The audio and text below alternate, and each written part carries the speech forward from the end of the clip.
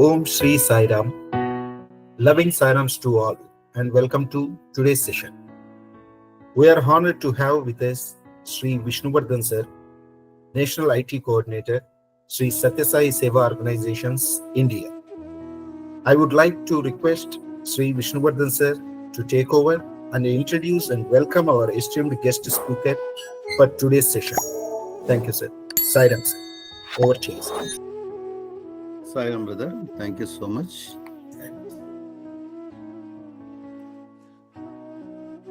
Okay.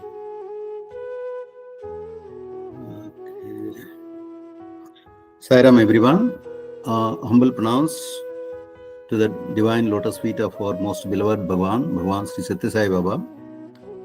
Thank you for joining this call, a series of talks going on and organized by our South Zone, Sri Sathya Sai Seva Organization, India, initiated by our Zonal President, Professor Mukundan sir, and those who had attended the previous sessions by Sai Sister Dr. Akila Indurti. For them, it's a refreshing, and for the new people, it's just to know about the credentials of the today's speaker. I would like to say a few words of today's speaker, Dr. Akila Indurti, Sai Sister. Okay. Sai Sister Dr. Akila Indurti, coming from a very devoted family, right from the childhood. She was a Balavika student and she was also a pre-Sevadal, completed the courses.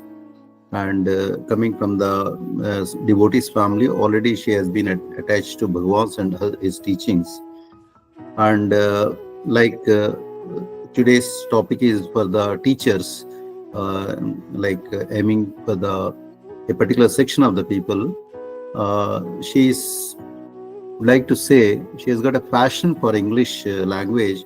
After her PG, she did her PhD in English language, and more remarkably, for the past 12 to 13 years, she has been attached to Sri Sathya Sai Vidya Vahini, almost close to 12 to 13 years. And I would like to say a few things about before joining Sathya Sai Vidya Vahini. Most importantly, in her life, she received very precious golden moments, that is diploma in Sri Sathya Sai education from Bhagwan Sri Sathya Sai Baba himself. That is a very remarkable achievement and it's a credentials for her devotion and dedication to Bhagwan. And for some time, she was in Middle East countries, and she was a Balavika's guru, and she was the educational coordinator and EHP coordinator in the Middle East, notably in Dubai, Abu Dhabi, Oman, and Doha. And she conducted many workshops on education in human values courses. So she conducted many such courses for the enlightening the teachers and other people. And coming to the Sri Sathya Sai Vidya Vahini, since she is coming from a very good English background, having PhD, she designed and developed the courses, a flagship program of Sathya Sai Vidya Vahini, which is directly under Sri Sathya Sai Central Trust. She designed and developed the courses for English. We have a flagship program called PYF, that is Phone Your Friend program. It's a very friendly program to learn English language in 4 segments, like elementary, basic, and then intermediate, and then advanced intermediate. I'm also associated with Sathya Vidya Vahini, so I'm directly involved with Vidya Vahini. She is also a mentor for me as a national lead for Sathya Sai Vidya Vahini English Mission course. So I'm also involved in those courses. And then recently, we have also developed a sign-in app, which is through the app, we can, teachers or the interested people can develop their English language by submitting the lessons, and the mentor will approve them appropriately and give the instructions or suggestions to improve their language. And it has really taken a different route. So many people across India have joined the sign-in app through app, and they are learning English language.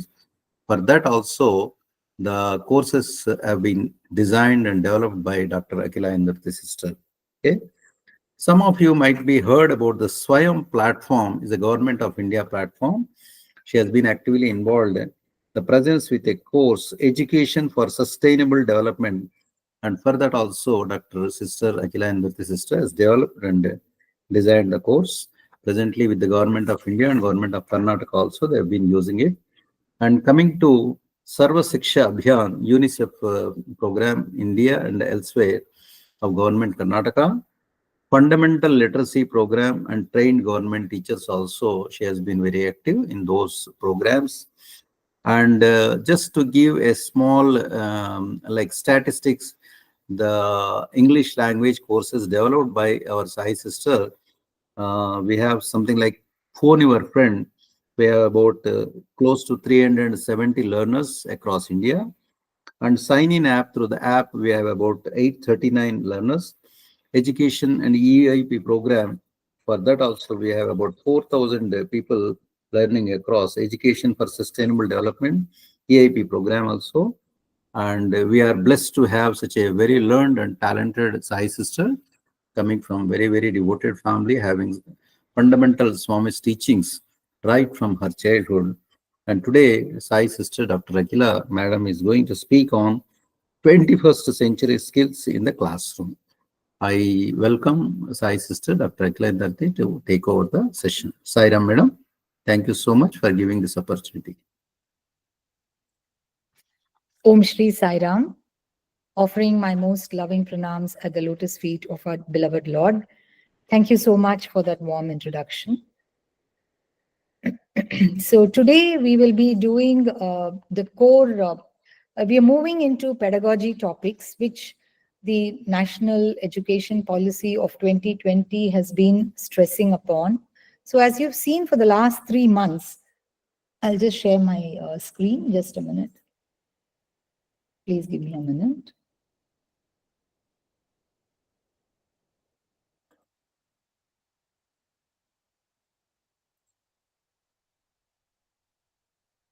Yes. So the National Education Policy talks about how learning or education in the classroom has to improve by leaps and bounds and has to move from the traditional method of rote learning. It has to move into a kind of requirement which is expected in the modern classroom. So if you've been seeing these modules which we have been doing, the progression level, the complexity level is slowly going a little more deeper and higher, because the aim of these workshops or these sessions is not just for engaging you for 1 hour and then leaving you with, some topics which might, so for some of you may be new, or for some it might be like a refresher. But the aim of these topics is basically to see that you're able to use them in your own classrooms. And many of you may be attending the CBSE workshops conducted by NCERT periodically, or you may also be attending the orientations that are being conducted in your respective schools. So the aim of all these programs is to empower the teachers so that our students will benefit. Ultimately, our target audience or our target customers are only the students. So they will have to benefit from these new age learnings. And how can these be done in the classroom? Very simply and very easily. See, unless somebody trains you on all these things, it would be very difficult, because these might sound like something that is totally new, which we are not familiar. See, for those of people who have completed their B.Ed programs 20, 30 years ago, all these may be very new, because then what happened, if you look at most of you as teachers, whatever you learned 15 years back or 20 years back, traditionally what happened was teachers would just continue doing the same things in their classrooms. But now we are talking about something called the 21st century skills in the classroom. In every session or in every document that is prepared, you see this word will keep coming up. When the minister talks about it, when people from the education sector talk about, they would be talking to you about something called the 21st century skills, and especially how these can be used in the classroom. So let's look at these in detail. And I will move very slowly in these things because I want all of you to have a good grasp of whatever we are going to see over the next 45 minutes. And please feel free to stop me in case you feel that it is a little difficult, or I'll try to make it as simple as possible so that two things. One is you should be able to understand, and then the next one is how can you translate this in your classrooms. So I will also be giving you a lot of topics on which you can integrate and do in your own subjects. So across subjects, I will try and give you examples. So with these, what will happen? It will make your task a lot more easy. And at the end of these sessions, the idea is that each one of you should say, oh, this is so simple, I can do this myself. So you must feel confident enough to do these, to include these kind of new age learnings in your own classrooms. So with that background, let's just see what the agenda for today looks like. The first one is I will talk to you about what are the core 21st century skills. And these 21st century skills can be divided into learning skills, literacy skills, and life skills. And I will add a caveat to the whole program saying that it may not be possible for us to complete the entire gamut of skills, all these three in today's session. So, however much we are able to cover ground, we will do that. And we will look at the rest towards the end. So, there's no point in rushing through. It's not like you must be familiar with what I keep saying regularly. It is not completing the syllabus and finishing the portion. That is something that is not done. We are not here in that space. Our aim is not to complete the syllabus or to finish the portion. Our aim is that each one of you will gain good understanding of whatever is being discussed in these programs. So keeping that in mind, let us just see what the core 21st century skills. This is taking off from the previous session. The previous session I spoke to you about the various skills which can be divided in three broad categories based on the way we think, the way we work, and the way we have to live an ideal life. Swami has been stressing on education in human values since very, very, very long, much before time. If you look at the way he has been talking about it right from the 70s and how he has introduced it, we have had school balvikas, we have had EHV classes as part of the regular schools. We have done all kinds of things. So it's nothing new for us. But now we find everybody is talking about it. Schools are talking about it, educators are talking about it, policymakers are talking about it. The reason being that a whole generation of students, when they move from the classrooms, whether it is at the primary level or the secondary level or the tertiary level, when they move from the schools and colleges to a work environment, it is so important for them to be grounded in values. Only then there is a personal development or a development of their personality that takes place. After all, whatever they learn now, when will they put it to practice, or when will we know whether whatever has been taught has done them, or it is standing in good stead? Only when they start practicing as they become adults in their adult life. So there should be no difference between what they have been taught and how they are living. So this is what the 21st century skills is also talking about. Now everybody has realized about it. So that is why we have divided these skills broadly into the way of thinking, way of working, and way of living. And in the way of thinking, we have broadly critical thinking and creativity. Under the way of working, communication and collaboration. And how to live talks about leadership, personality development, and to be a good citizen, which is called citizenship education.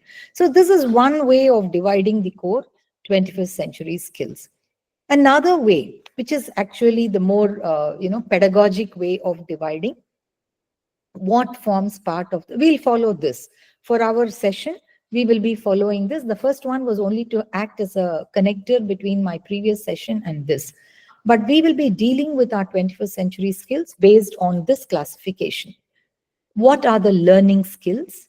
What are the literacy skills, and what are the life skills?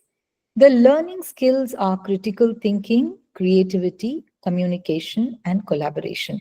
So, in the first part of this session, let me just deal with the learning skills. These 4 C's, these are so important for each one of us. And let's see how this is actually very different from what has been, what you have all been used to in the traditional form of teaching. All of us went to schools, all of us studied, and all of us gained degrees, and all of us moved into workplaces. So how is it so different now than what it was all these years? See, what we mean by 21st century skills are that these skills, these abilities, and the learning disposition means the mindset which we have identified a few of these as requirements for success in 21st century society and workplace. Now, how is this so different? Why do you think we need this? Why do we need a mindset that is different from before? In the earlier times, if you've seen whatever was taught, for example, for a very long time, we've only been looking at Wren and Martin. Yes, I'm just taking a small example. Wren and Martin was supposed to be like our guide. It was like our Bible. If you say English grammar, it was always Wren and Martin, whether children went to school in the 50s or the 60s or the 70s or the 80s. People always the teachers taught them from Wren and Martin. They gave them exercises. So this was a traditional grammar. And then we moved. We said, no, there's no point learning about all these, huge terms and teaching them this way. We need to move to something that's more functional, something which, makes them speak better, communicate better. So therefore, what they did, they moved from the traditional grammar to functional grammar. So many new texts started coming in. So for a very long time, teachers only looked into or referred to Wren and Martin. But when it came to the late 90s, and of course, when we moved into this 21st century, there's a complete change from whatever was being taught. So therefore, teachers had to relearn many of these things. This is only a small example that I'm giving you. Many subjects, whether it was chemistry or physics or the languages or math, in every way, in commerce, economics, any subject you take, there has been a wholesale shift over the period. Well, this shift was not very, very prominent during the 70s or 80s or 90s.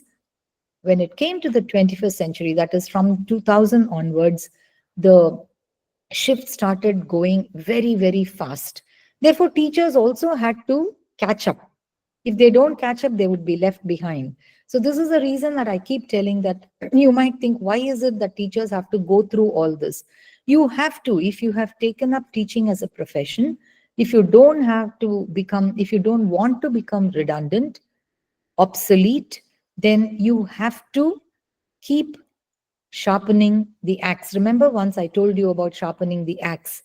So you have to sharpen these skills and move to these latest new age skills. Otherwise, you will be left behind and there'll be no place for such people in the schools.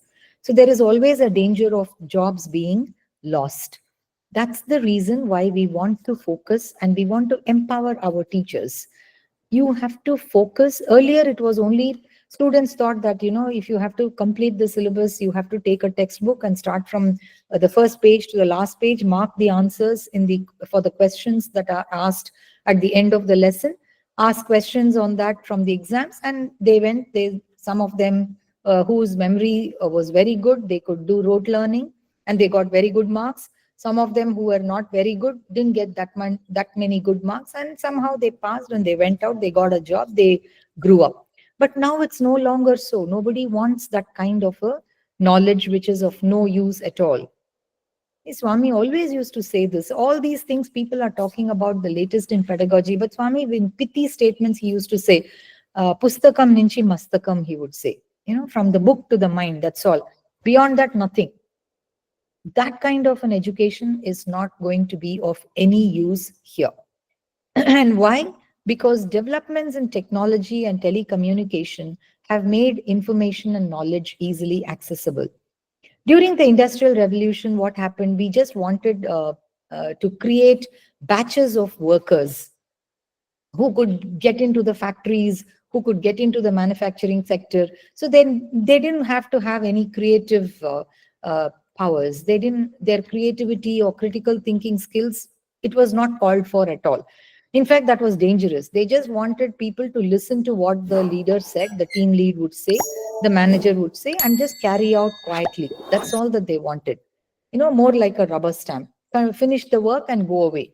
Get their salaries at the end of the month, retire at the age of 58 and go away quietly. But today it is not like that. You yourselves, look at the way things have changed. There was no mobiles, there was no online teaching, there was no information. Whatever the teacher said was a gospel truth during our times. But today the child has got the option of going immediately back and looking into the online mode and checking whether what you're saying is right or wrong.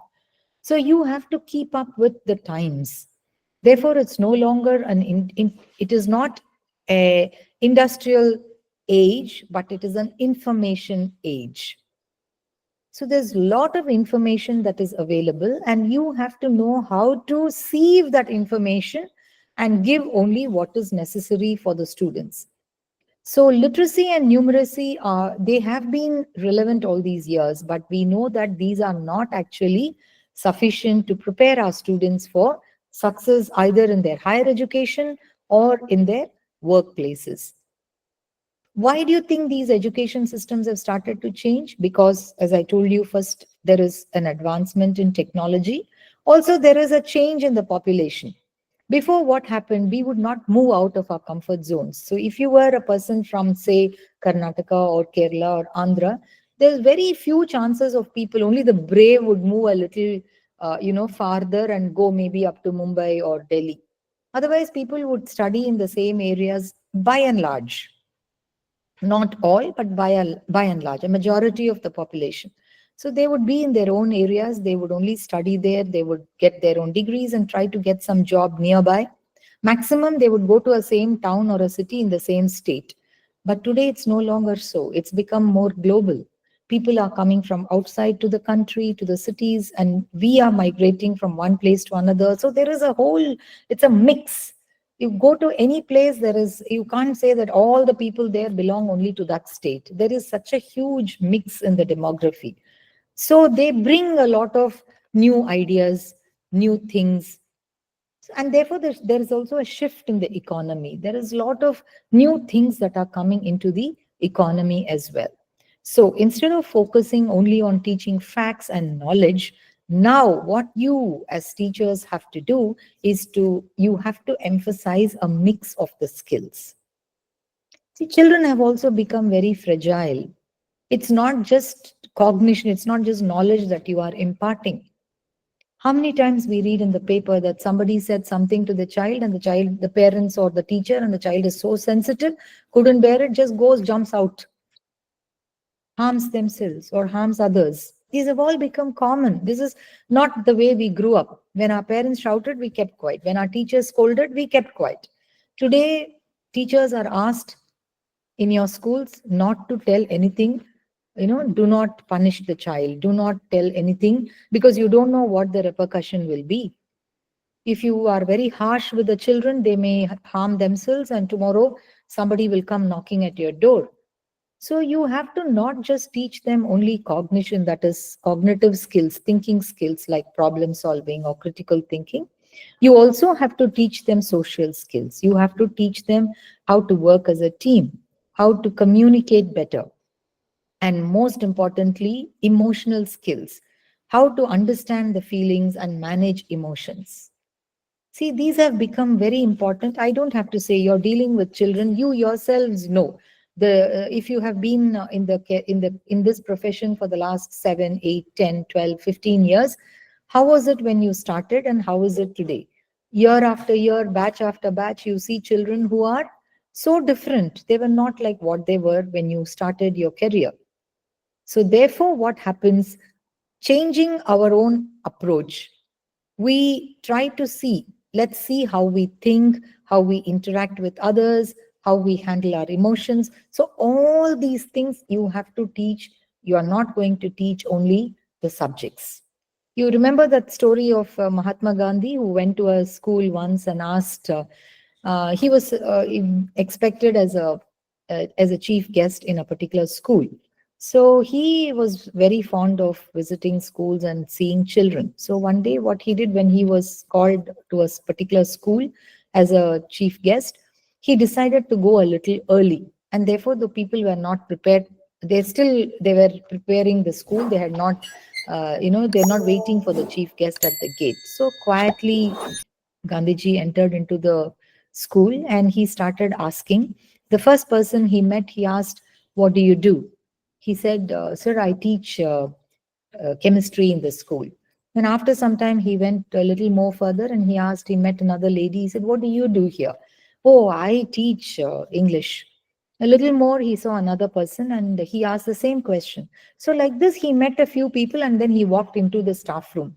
And then he went there, and when all of them said, "Oh, Bapu, you have come. I'm sorry, we've not prepared. We're so happy to receive you. You've come early, so please take a seat." He was casually talking to them and he said, "You know something, I found that all of you were saying that you were teaching chemistry, you were teaching math, you were teaching English, but nobody said that you were teaching children." So, who is our main target? Not the subject. Our target is actually the children. And that is something we cannot forget at any point of time. Teaching a subject, teaching a language, teaching a core, whatever you're doing is incidental. But basically, it is the business of, Swami always would say, man management, isn't it? How did man management come? First is child management. First, you take care of the child, and then he becomes a man, and then, of course, it is man management. He manages himself better if, as a child, you have empowered him with all these things. So, this is what we have to keep in mind, and therefore, a success of a nation will rely on the ability to give this kind of a foundation to all the children. And this is something that no AI or computers can do. That fear we need not have. There's always this topic that is being raised. You think AI will, artificial intelligence or computers will replace human beings? They can never replace human beings because only we know how to tackle. No child, you can't just say children have this, these are the parameters. We have 30 children. You can't feed all the 30 children's emotions into the computer and say, now give me an ideal solution. It's one size cannot fit everyone. Each one is so different. So this is something that we have to understand, and that's why we have to empower ourselves with the core 21st century skills. And where exactly are you going to use these things? In 5 areas. First is the standards. Standards means the learning outcomes. So when you write the learning outcomes, I think I took a session on Bloom's taxonomy and learning outcomes. How do you write the learning outcomes? The students will be taught this in order to do something. That is the standard. You don't stop with just teaching them. For example, today I'm going to teach force or pressure or weights or ratio or percentage. I will not say learning outcome. Teaching students will be taught percentage, how to use percentage. No. Specify. Students will be taught percentage so that they will be able to use it when they go out to buy something in the shop. Something specific. It's a skill. It's not just the knowledge. So that is how you have to bring these skills into the learning outcomes. Then your assessment. What are you going to assess? Not just define pressure, define force, define weights, define this, define gravity. No. Of what use is that definition? It's not going to be of any use. So it's going to be more a real life situation which you're going to give, and application oriented. You are going to assess them. How are they going to use this, or have they seen this somewhere else? So your assessment will be authentic. It's no longer going to be rote learning based. And most importantly, in your professional development, which is what we are doing now. All these form part of your capacity building, professional development, so that you will be able to draw the curriculum. When you go back to your classes, when you are doing the curriculum or when you are writing the instructions for your lesson plans, what will you do? You will add all these things, use these things, at least some part of it when you are doing. Otherwise, there's no use of just listening. This is not like one Harikatha Kalakshepa where we come, listen to Harikathas, enjoy what the Pandit says and go and we go back. This is not the purpose. Why has Sathya Sai Seva Organization organized these, and why are they making it extremely target specific for teachers, for lawyers, for doctors? Because the aim is to empower and see that you use it in your learning environment. Learning environment is where you, not just the learning space. Learning space is the physical space, maybe your classroom, your library, or your playground. In Vidya Vahini, we call it the corridors, the immersive spaces. Not just in the learning space, but the learning environment is you, the teacher. Your learning, your mental makeup, your, the power that a teacher has to go and transact this in the classes to make the learning environment extremely uh, conducive for the child to learn something. That is called the learning environment.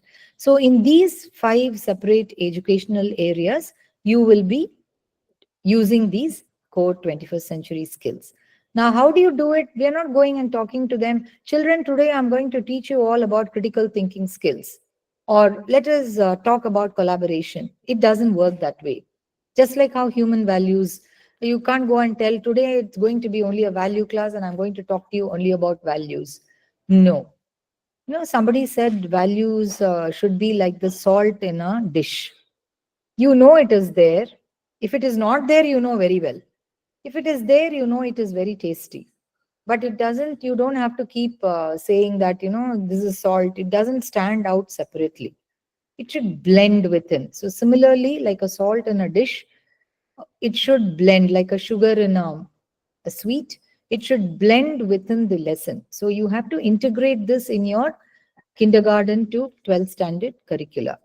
And for implementing it, you need the support and encouragement, and you have to encourage this change in the, as I told you about the learning environment and the learning spaces everywhere. For example, your seating arrangement also should change, to such an extent. For example, if you are talking about collaborative activities and we follow the traditional one behind the other kind of a seating arrangement, how will children be able to collaborate? They will all be only seeing you, the teacher. So if you want children to have teamwork and collaboration, we must have chairs and desks in small circles. Nowadays most of the schools have changed. Even government schools, many of the schools that I visited, that is how the seating is, because it's easy for them to do group work. So that is the kind of change that is being asked for when we are talking about the 21st century skills. So from the very physical till the emotional to the intellectual level, in every way there should be some degree of change while implementing the critical core 21st century skills.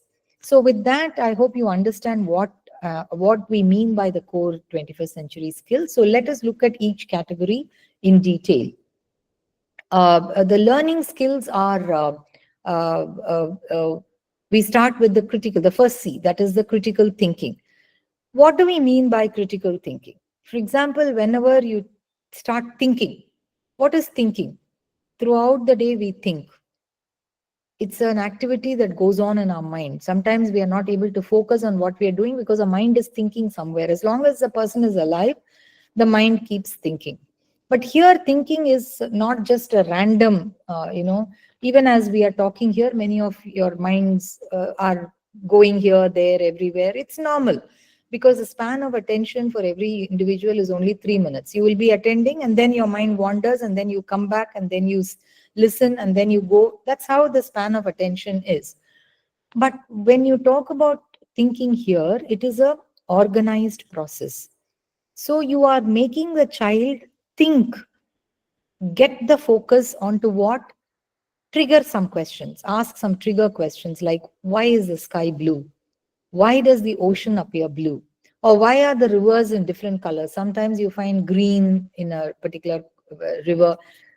Sometimes the river water appears blue. Do you think I can touch the sky if I keep walking? Now, if you say the earth is round, all of us keep teaching in our geography classes, the earth is spherical, the earth is round. So that means how are we standing? How are we able to stand? Normally, you can't, if something is round, you put something, it'll fall down, isn't it? Roll down. But how are we able to stand on this earth? How are we able to construct? How are we able to do all these various activities on the earth? These are all questions that you must pose and make the children think. Now, when you start asking these kind of questions, not just teach what is there in your textbook, find out what all questions, intelligent questions you can get from there. And when you start asking such questions, let the children find out the answers. Then you help them think.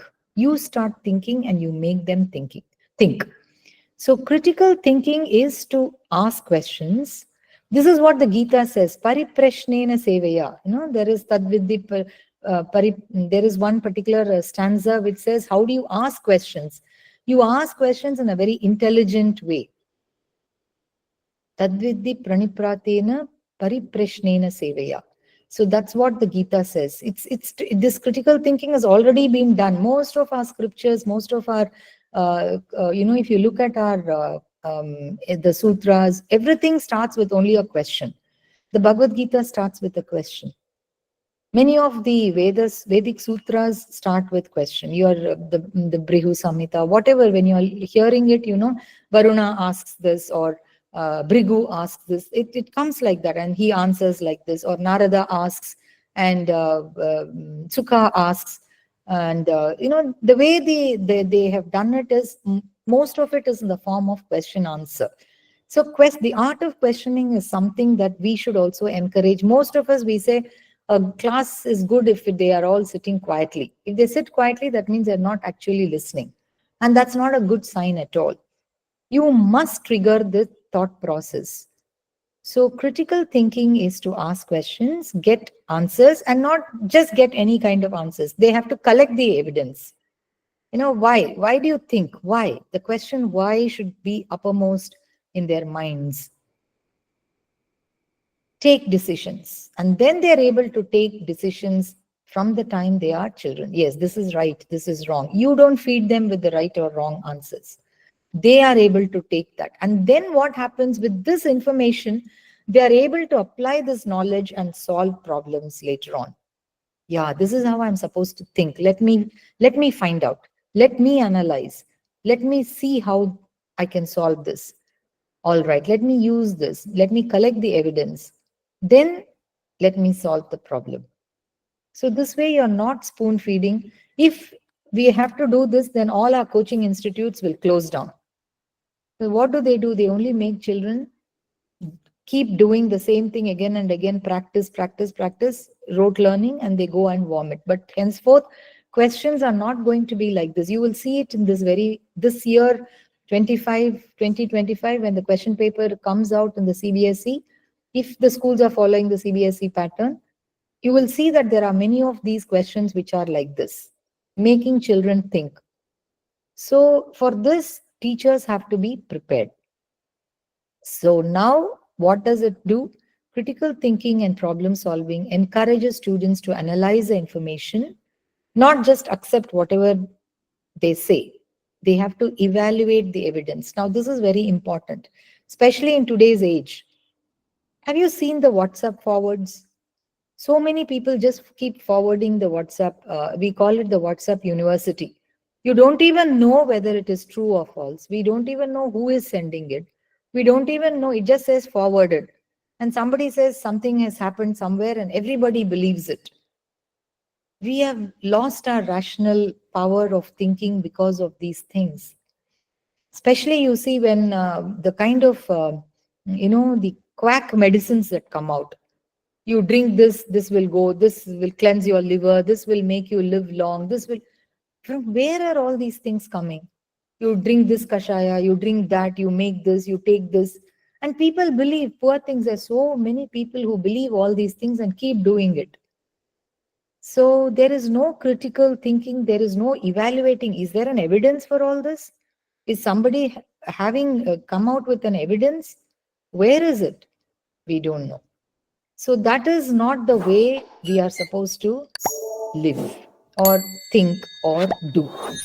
We have to evaluate the evidence, and only then we'll be able to solve real world problems. Otherwise, there'll be only more problem, because somebody said, drink this, drink that, we'll only end up burning our throat.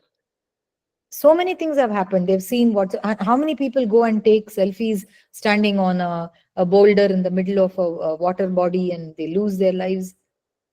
For what are all these things? Because somebody said post all these reels on the social media. So all these things come because they don't think, if I do this, what will happen? They don't envision.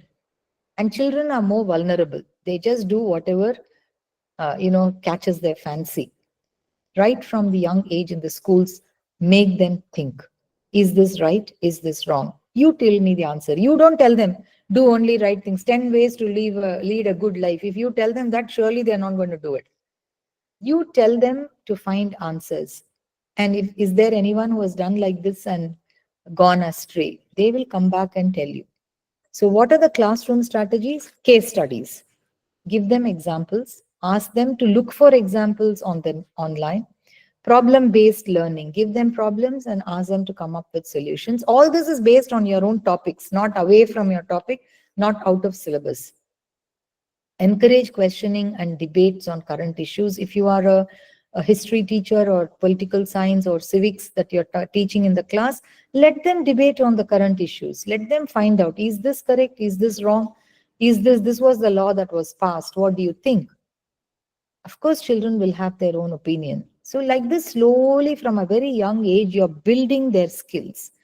And conduct activities in the class. All these won't take more than few minutes. But the remarkable thing is that you get back a lot. Children, wherever they are, it's not that only high-end schools children can think. We have not outsourced thinking to anybody. Everybody born on this earth can think. Children are smart.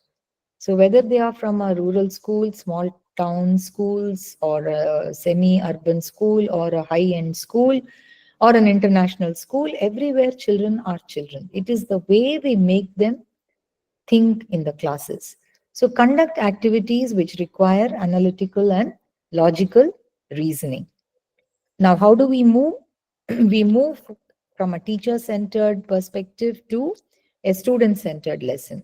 We move from rote memorization to where children are able to participate. We encourage them to analyze, to critique. Critique means they're able to think what is right and what is wrong. And they're able to analyze in their own local context. You don't have to talk about something. Supposing there is a wild fire, it's happening today in Los Angeles. It's been going on for some time. You can talk to them about the natural hazards that have happened in our own places.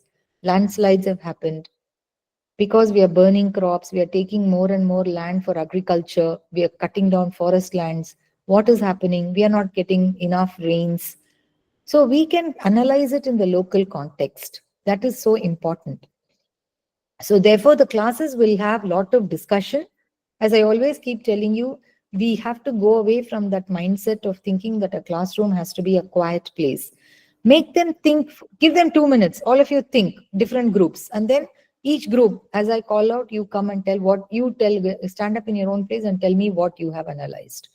So that way you're able to have a better control, not make everybody shout and scream. You are able to lay the ground rules right at the beginning of the class, the year itself. So then they know this is how the teamwork happens, collaborative activities happen, discussions happen. Then it has to be, now what they are saying is transdisciplinary. That is, when you're teaching something, don't teach. If you're teaching only history or geography or math, don't only look at that. See how you can include other subjects into it. So you can use drama or play or music or design, because then they are able to be very creative and they are able to visualize an alternative future. So this is what is happening today. Can you think you can make it any better? Can you imagine? They will come up with solutions. So as an educator, as a teacher, Your job is to work towards a very positive change. As I always keep telling you, please don't forget, you as educators are the most powerful people. If you ask me which is the most powerful job, I will not say politician, or it looks like that, but you have a silent power, because you are the ones who are going to create the future politician or the future leader or a future banker or a real estate owner. You are the ones, future engineer, future doctor. You have that silent power. Don't give it away. You work towards, put these thoughts in the children, make it participative, don't make it preachy. They don't like that. So you are able to help your students develop an I can do it attitude. I can definitely do it. I can participate. I have a role to play. That's what is citizenship. So they become good citizens who are capable of taking good decisions. And when you keep doing class after class, it's like a link. It's not like one teacher says and the other forgets. Every teacher in a school has to, that's the ecosystem that you build. So everybody talks in the same way, and every class is so important. Every subject does these things. So therefore, what happens? The children's way of thinking is also, you are in their formative years. You are trying to negotiate it in this manner. So, some examples that I'm giving you here is when you're doing a traditional physics lesson, normally what happens in a traditional lesson, there will be questions on define pressure or where is it used. They would say pressure is a force applied per unit area on the surface of an object. But if it is a modern day lesson, you will say, can you think of places where pressure is experienced in everyday life? Allow them to think. And then you can give some examples. For example, a sharp knife cuts better. Why do sharp knives cut better than dull ones? The blade is sharp because same force is applied over a small area. It creates higher pressure. Therefore, it's able to cut through the material. Whereas if it is blunt, it doesn't create any pressure. Therefore, it becomes difficult to cut through the material. Another example is, can you think of a force, a push or a pull, in your real life, everyday example? Then you can talk about doors, how different doors require different kinds of force. Your own houses, you have doors, schools have doors, temples, churches have huge doors. Is it the same force that is applied? Different amounts of force are needed to open doors of different weights. So next time they go, they will think, they'll go back home and try to open make them come to the classroom and keep opening the door. Now tell them to go back to their homes and open the doors there. So this way, practically you are teaching them something which is of daily relevance. Once again, another thing for pressure is when they're wearing high heels versus flat shoes. The pressure that is applied on the feet, that changes with the surface area. So these are ways when, when you're kicking a ball, that's force. It moves in the direction of the kick. So these are ways by which practically you are trying to make them understand what it is. Similarly, how do you integrate? We said it has to be transdisciplinary or interdisciplinary. For example, when you are giving them, you're teaching them a percentage or a ratio. Don't just make them do a simple sum. Towards the end of the class, when you know they've understood, you give them a small, create a budget. If you don't want to hire classes, you can use this. You have 30,000 rupees. How do you create a budget which covers essentials like rent or grocery or transport or savings, and also for leisure? They will do it. If there's children from the younger classes, then you say, okay, you have 10 rupees. Now you have to buy so many things with this 10. What are the things that you will buy? So then they'll start thinking and they'll draw a plan. Then you can develop the skill. You say, the percentage, 3% of that will go towards maybe buying books and pencils. 2% will go in buying chocolates or biscuits or cookies or whatever. Then 1% you save. So you're teaching them all this basic arithmetic, adding, subtracting, all that you teach. Plus you're also teaching them a skill for daily life. And now what happens? They are thinking. And there is no question of copying, because every child is going to have come up with his or her own answer. So you don't have to worry. You don't have to sit and supervise whether they are copying. They won't. And you're also trying to develop strategies for them to handle finance. Now, that's a very important part. Financial literacy, so many people see when I'll give you a small example. When an airport was developed in my city, what happened? Many of the farmers, they are not very well to do, but they had lands near the airport. So the government took away the land and gave them a lot of money, sometimes crores. They gave them. But these people, they saw huge money suddenly, but nobody taught them how to save that money or how to put it in savings. Nobody ever taught them. So many of them, what they did, they thought, wow, this is wonderful. They went and ate, they drank, they played all kinds of games, they went into gambling, and there were so many people who became so poor that they lost their land, they lost the money also. So children have to be taught financial literacy from a very young age. Otherwise, what will happen when they suddenly see money, they will not know what to do. So habits of saving, thrift, how to spend their money wisely, all this you can teach by integrating so many skills. All that you're doing is just teaching them percentage or ratio or addition and subtraction and multiplication and division. But along with it, when you integrate that lesson like this, you are able to teach them life skills. And that is far more important than they're getting 100 out of 100 by just mugging a few formulas and writing a few uh, sums. Then another example is in once again in math, where you give a project based. Say there is a how to plan a school event, or a cultural festival or a sports day or even their own birthday party. To children, you can tell them, depending upon the age. I've given so many examples. You can take whichever is class appropriate, age appropriate. If they're very young children, say your budget, make a budget for your birthday party and tell them, they all love to do it. Go tell your parents that you want this much, but tell them clearly what you want to spend. Then what are the tasks for decoration, for food, and then the logistics. Now, they can't think about the moon. They have to think of what is practical for them. And then how do you accommodate so many things? And then what happens, supposing there is a weather forecast. And nowadays, every day the weather changes in most parts of the country. It's so unpredictable. So if you're planning outdoor games, if there is going to be a rain, how will you manage? Suddenly, how will you manage? So all this they are able to think. So what are the skills that you're developing in them? They're able to estimate, they're able to measure, they're able to do data interpretation. What is data interpretation? For 10 children, they can go back and ask their parents, if I want to buy a small cake, how much will it cost? So maybe the mother says one piece may cost 40 rupees. All right. So 10 children, if I'm calling, this is the budget. They can take the help of their adults, friends, teachers. So then critical thinking, they start prioritizing. No, I have only this much money. So what is the need and what is the want?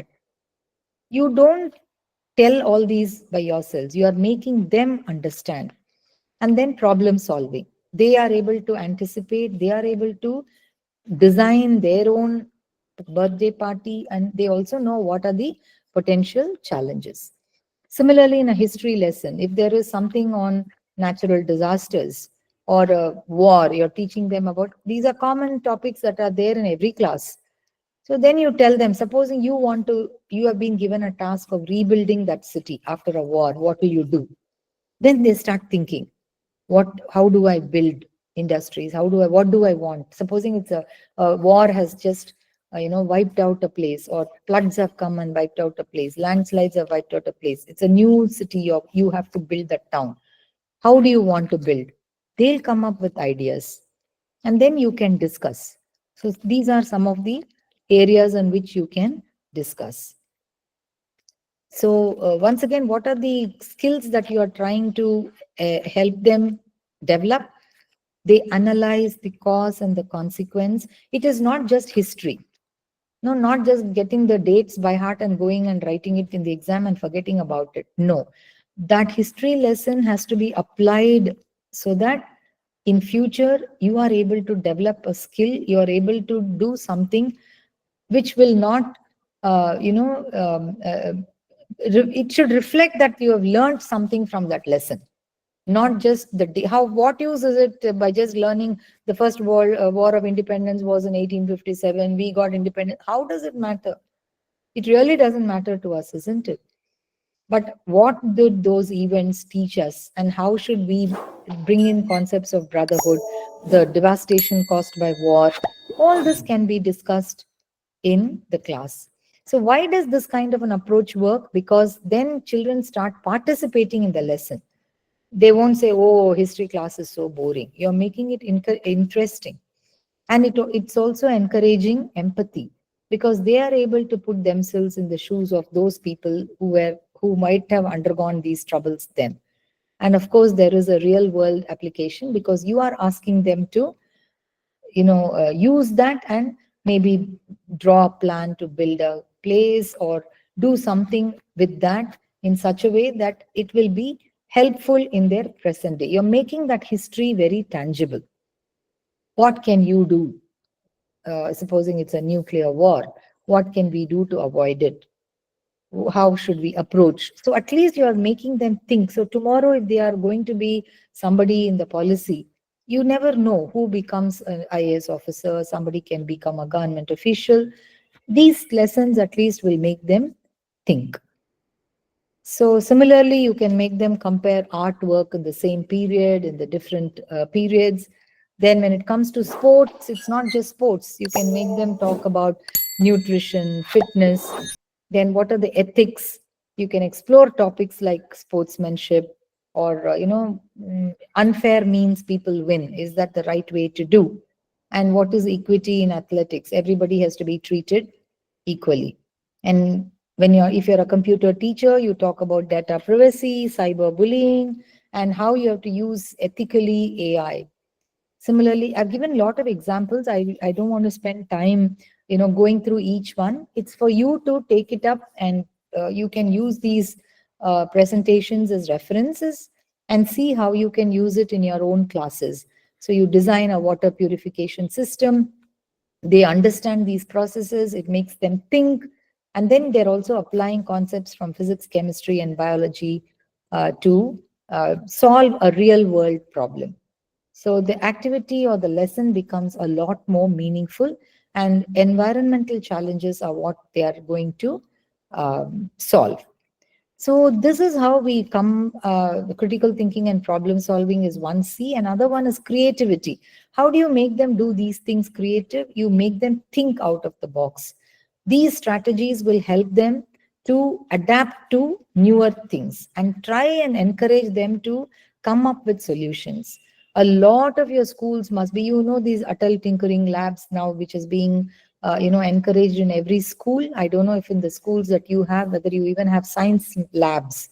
Every school should have a science lab where children are able to design, small problems they can take, they can design solutions. If you're a science teacher, you must encourage them, because even in colleges and universities now, we all have innovation labs. So that critical thinking, that creativity has to be taught to them even at a very young age. Only then when they go there, they'll be, that spirit of inquiry should be there. So small solution. And that's how they have, I don't know if you have read about this. If there is a website called Better India. Try reading that whenever you can during your free time. You will get a lot of examples of how a student, she designed a washing machine come tricycle. No, she was doing the exercise at home. At the same time, it was also, the drum was washing the clothes. A small kid came up with that solution. So like this, small things come from rural towns, which is wonderful. Small towns come out because they are more, they are more exposed to problems. So they know what is their problem, so they can work a solution. So this is how classroom strategies can think about and promote innovation and risk taking. And as you all know, this concept of jugaad in India, we don't try and waste anything. We always try to make do with what we have. That's an amazing skill. The concept of jugaad is now being taught even in Harvard. Whereas from our grandmother's time, people have been using it. If it's an old cloth, they will recycle it. They'll make it as a foot mat. All these things have been happening in our country Only the use and throw culture came with the Western culture. But now we are going back to this kind of sustainability practice, using old tires as swings or planters, converting plastic bottles into storage containers. All this is not rocket science. Or, the concept of chindi, where the scrap cloth is being recycled to make quilt and rugs and bags. All this has been common. Artists are there, artisans, it promotes local culture. And at the same time, it is not filling the refills. That is, the waste management is happening very, very in a good manner, which is environmental friendly. And kabadi walas are our old newspaper walas who come and take it and they recycle it. So all these things have been there in order to minimize waste, to maximize the availability of resources.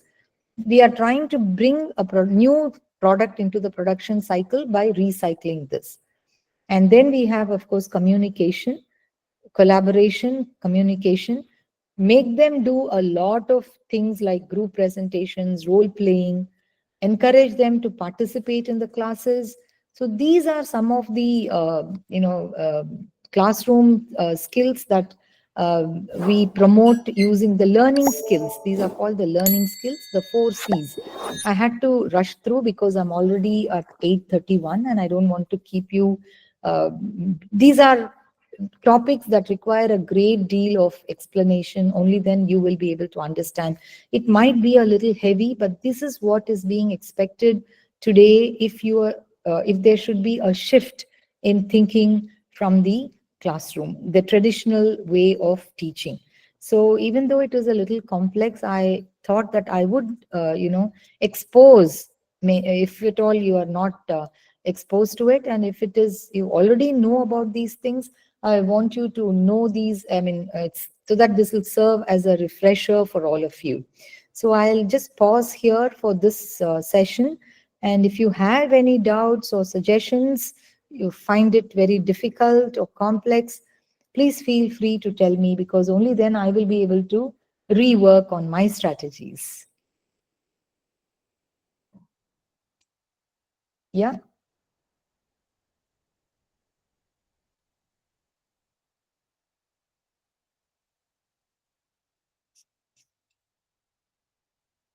Sairam, please make this session also participatory, as Yes. Sister was telling us in the classroom.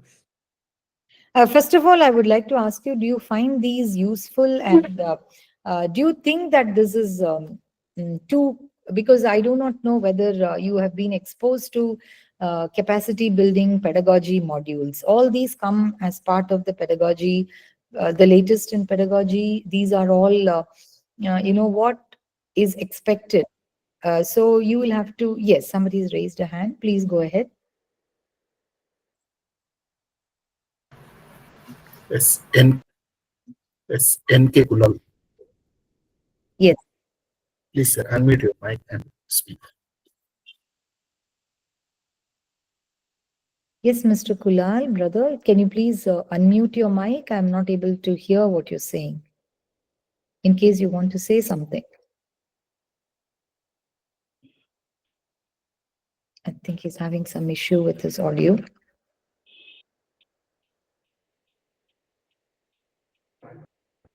Yeah, anybody else? The first thing is I want your honest feedback on whether you will find these sessions useful and whether you find them very complicated and complex, because then we can rework our strategies.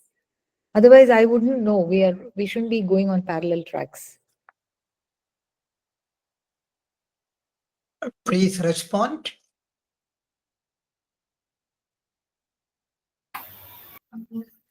Sairam Mukundan sir, Akila madam, Yes. I want to say one aspect. Yes, please. Yeah, to all the participants of this session or the previous sessions also, if you are unable to make any question, but if you get any doubt or any clarifications like what sister told, any modifications are required, I put a helpline mail ID in the chat box, so which is attended from morning 4 o'clock to 11 o'clock every day. So you can reach out to us and then we will direct to the particular speaker. In this case, for example, Dr. Akila Indurti, I can forward the question or anything you want, any suggestions or any practical aspect in your own school, definitely she will come out with some solutions. It is not that only during the session you are required to ask, but later on also, anytime if you want to reach out to us, I put a helpline mail ID. Always you are most welcome to contact us, and either myself or Professor Mukundan sir, we will reach out to you, and we will put to the respective teachers or who are the speakers who are on the calls. Okay, Sairam, and thank you very much. That's all, Mukundan sir, Akila madam. Yeah, Sairam, brother. Yeah, I suppose then if there are no questions, we can wind up the session. So thank you all very much for this beautiful opportunity that I get. And I would love to make this interactive. It'll be very nice if you also start asking questions, asking doubts. Use them, because there is a 1 month gap. So try and use these in your own classrooms, and you can come back and tell me what worked and what didn't work. What's the feedback, so we can discuss it, make it as a discussion forum also. It need not be like a monologue. The online sessions should not become like one person is giving a lecture, which is so boring, and that's not what we want. Yeah, if there isn't anything else, thank you so much, all of you, and Sairam, and thank you, Professor Sirs, for this wonderful opportunity. Sairam, thank you, Sairam. Sairam, Sairam. thank you so much, ma'am. It was an interesting and useful session to all the teachers. Thank you, ma'am. Sairam. Sairam, ma'am, thank you. Sairam, all of you, good evening. Sister Dr. Akila, thank you so much for the wonderful session with all the practical notes. And I wonder why the teachers are not asking questions, because we are always asking questions to students, and we have got that habit much. Now, there is one request. What all things Sister Dr. Akila was telling us, please make note of it, that tomorrow, day after tomorrow, you'll be getting the video also. Practice these points in the classroom. And all the sessions by Dr. Sister Akila is on the last Saturday. That is the understanding.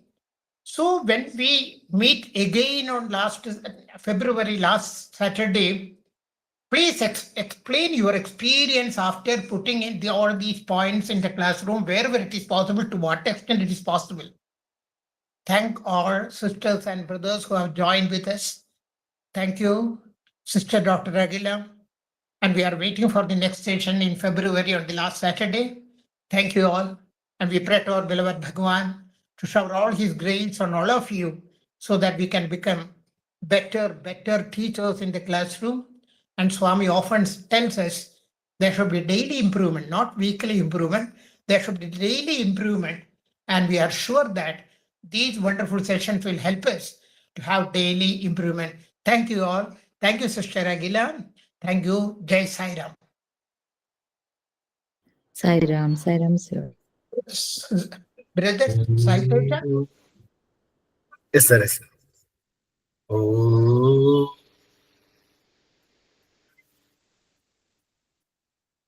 Shanti, Shanti, Shanti. Samastaloka Sukhino Bhavantu. Samastaloka Sukhino Bhavantu. Samastaloka Sukhino Bhavantu. Oh.